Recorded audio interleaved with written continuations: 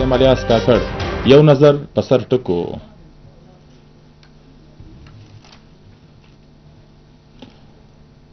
د اطلاعاتو وفاقي وزیر عطاءالله تارړ ویلي دي چې عدالتي عمل نور خواپاکه جوړولو لپاره ترمیمي ارډیننس پریکټس اینډ پروسیجر باندې د مملکت صدر لاسلیک کړی دی.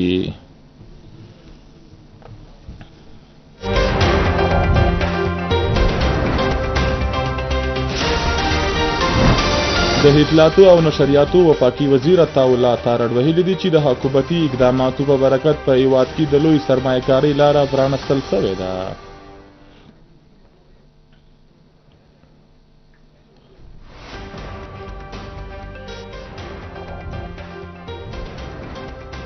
په پاکستان سټاک مارکیټ کې په زړه پورې چسبندي سره سل انډکس د هیواد لوړې کچ ته رسیدلی دی.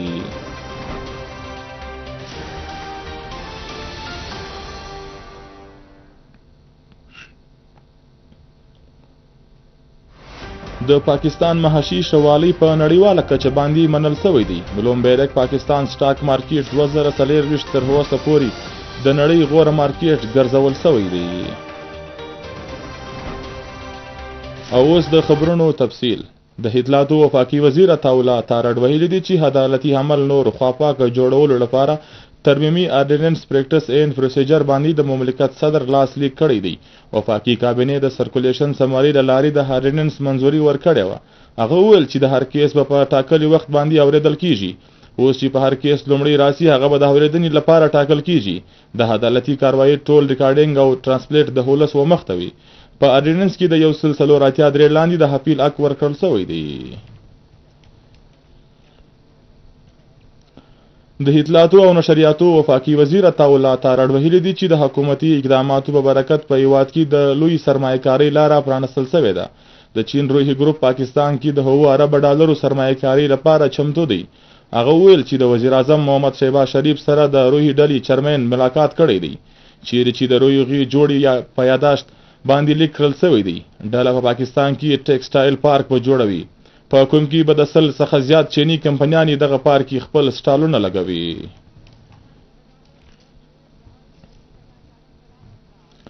په پاکستان سټاک مارکیټ کې په زړه پورې چسبندي سره سل انډکس د هیواد لوړې کچ ته رسیدلی دی.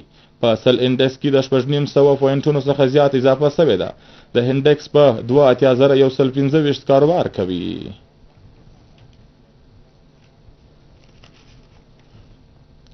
د پاکستان معاشي شوالي په نړیواله کچه باندې منل شوی دی. بلومبرګ پاکستان سټاک مارکیټ 2024 تر اوسه پورې د نړۍ غوره مارکیټ ګرځول شوی دی. PSX and 100 انډکس څخه ډیر زیات باراني خریداري باندې بند شو. د بلوم ریپورت له کوله په پاکستان سټاک ایکسچینج کې د باراني فند سږکال د 7 کروڑ ډالرو بیه شیرز اخیستي دي.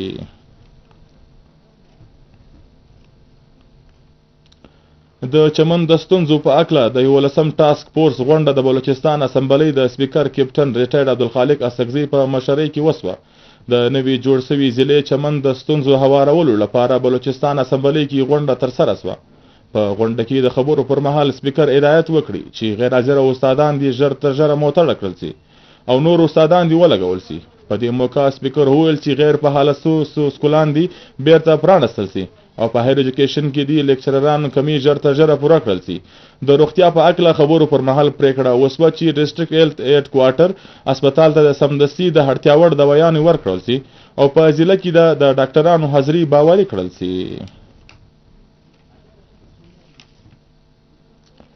د بلوچستان اسمبلی غونډه به په 23 سپتمبر کیږي. دغه غونډه د بلوچستان گورنر د هرټیکل 109 اعلان دی راوللې ده.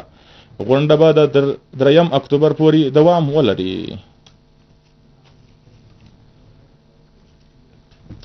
د ګوادر پوهنتون د اعلامیې مطابق په تعلیمي کال سمیستر پال 2024 لپاره BS هویډي پروګرامونو کې د داخلي لپاره انټری ټیسټ او انټرویوز شیډول اعلان کړل شوی دی.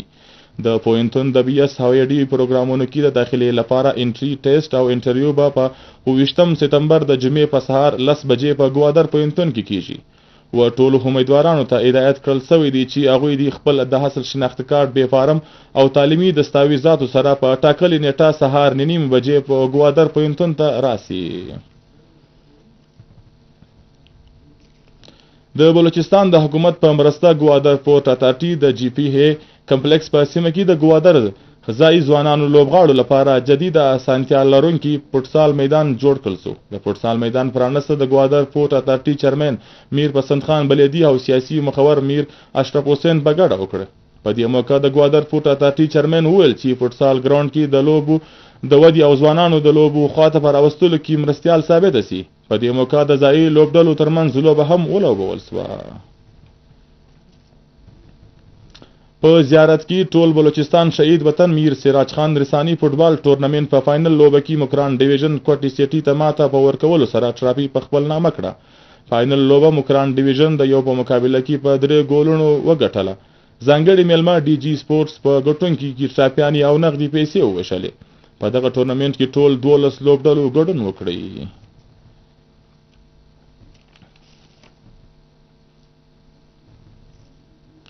په کوټه کې لومړی ځل انټر سکول تروبال لیګ سیالي پرانستل کیږي. په دې اکله د کوټې څخه د عزیز مری رپورټ.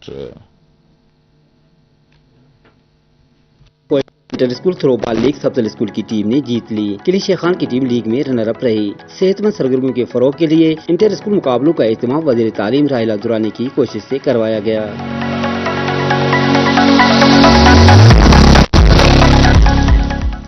لیگ میں کوئٹہ کے 18 اسکول مقابل تھے. سیکرٹری انفارمیشن اور چیئرمین بلوچستان تھرو بال ایسوسی ایشن عمران خان آفریدی نے ونر اور رنر اپ ٹیموں میں ٹرافیز اور انعامات تقسیم کیے. بڑا متاثر ہوا.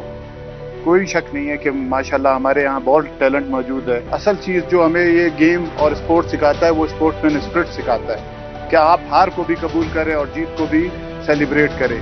تھرو بال کا آغاز یوں تو دنیا میں 1930 کی دہائی سے ہوا، لیکن بلوچستان میں ابھی بھی یہ کھیل زیادہ مقبول نہیں. تھرو بال لیگ کے انعقاد کا مقصد بھی نوجوانوں کو روایتی اور مشہور کھیلوں سے ہٹ کے مختلف مقابلوں کی طرف راغب کرنا تھا. اس سے طلبہ کی ذہنی اور جسمانی نشوونما بہت اچھی ہوتی ہے. پاکستان زندہ باد. تھرو بال مقابلے 3 سیٹ پر مشتمل ہوتے ہیں اور ہر سیٹ میں جیت کے لیے 25 پوائنٹس اسکور کرنا ہوتے ہیں. پہلے 25 پوائنٹس پورے کرنے والی ٹیم سیٹ کی فاتح قرار پاتی ہے. 53 بائی 60 فیٹ کے تھرو بال کورٹ میں نیٹ تقریباً 7 فیٹ اونچا ہوتا ہے. ہر ٹیم میں 7 یا 9 پلیئرز مقابل ہوتے ہیں. تھرو بال میں گیند کو صرف ہاتھ سے چھونے کی اجازت ہوتی ہے. باڈی ٹچ پر پوائنٹ مخالف کورٹ کی ٹیم کو دیا جاتا ہے. عزیز مری، پاکستان ٹیلی ویژن نیوز، کوئٹہ. اوس په پای کې تاسو وګورئ د بلوچستان د بیلابیلو سیمو د موسم حال او مشترک اجازت د لوی الله پامان.